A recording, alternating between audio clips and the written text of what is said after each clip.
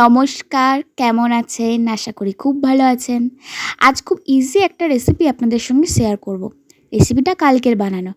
কাল যেহেতু mother's day ছিল আর আমি যেহেতু অন্যদের মতো ফেসবুকে, হোয়াটসঅ্যাপে স্ট্যাটাস দিয়ে মাদার্স ডে পালন করাটা একদম পছন্দ করি না, তাই এই পদ্ধতি। আমার মায়ের স্পেশাল ডিশ হচ্ছে এগ রোল। তো আমি মাকে এগ চিকেন রোল করে খাওয়াবো। এগ চিকেন রোলের একটা ভীষণ সহজ রেসিপি। প্রথমে চিকেনগুলোকে ছোট ছোট করে কেটে তার মধ্যে জল ঝরানো টক দই, গোলমরিচ গুঁড়ো, পরিমাণ মতো নুন দিয়ে 10 মিনিট মতো ম্যারিনেট করে রেখেছিলাম। তারপরে কড়াইতে অল্প পরিমাণ তেল দিয়ে সেইগুলোকে দিয়ে দিয়েছিলাম। তখন খুব বেশি নাড়াচাড়া করিনি। তার কিছুক্ষণ পরে ঢাকনা খুলে চিকেনটা একটু হালকা লাল লাল হওয়া পর্যন্ত ওয়েট করে সেটাকে নামিয়ে নেব। ব্যাকগ্রাউন্ডে আমার মা ময়দা মাখতে মাখতে গান করছিল। যাই হোক, তারপর কড়াইতে অল্প তেল দিয়ে পেঁয়াজগুলো হালকা করে জাস্ট নেড়ে চেড়ে তার উপরে কুচানো ক্যাপসিকামগুলো দিয়ে দেব। দিয়ে পরিমাণ মতো নুন দিয়ে আমি এটাকে ঢাকা দিয়ে রেখে দেবো 3-4 মিনিট মতো। খুব বেশি যাতে সিদ্ধ না হয়ে যায় এবং খুব বেশি ভাজা না হয়।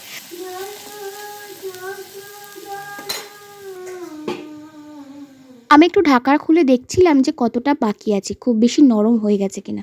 আপনারাও দেখে নেবেন খুব যেন নরম না হয়ে যায়। সেই ফাঁকে ময়দা মাখাও কমপ্লিট এবং আমি তার কিছুক্ষণ পর এবার ঢাকনাটা খুলে কুচনো করা টমেটো, অল্প পরিমাণে সয়া সস আর অল্প পরিমাণে লঙ্কার গুঁড়ো দিয়ে আর আগে থেকে ভেজে রাখা মাংসগুলো হালকা করে নেড়ে নেব। কিছুক্ষণ নাড়াচাড়া করার পর অল্প করে মরিচ গুঁড়ো ছড়িয়ে আমি এটাকে আরও 2 মিনিট মতো ঢাকা দিয়ে একদম কম আঁচে রেখে দেব, যাতে সব মশলাগুলো সুন্দরভাবে মিশে যায়। খুব বেশি গ্যাসটা যেন বাড়ানো না থাকে, একদম কমানো থাকবে।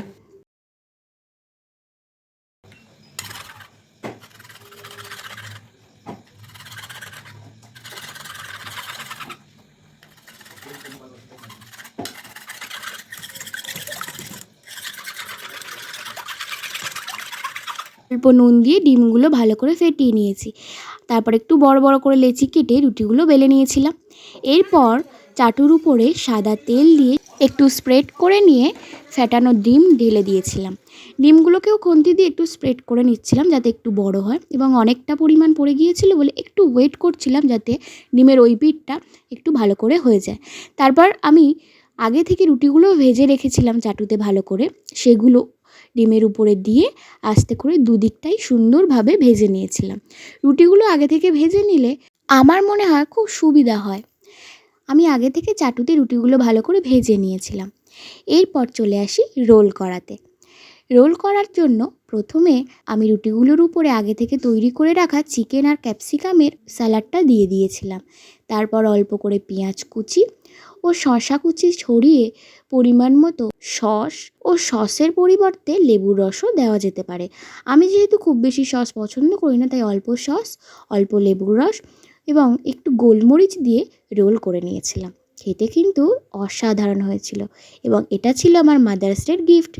এবং এই গিফট পেয়ে আমার মা কিন্তু খুব খুশি হয়েছিল এবং তাতে আমিও খুশি হয়েছিলাম।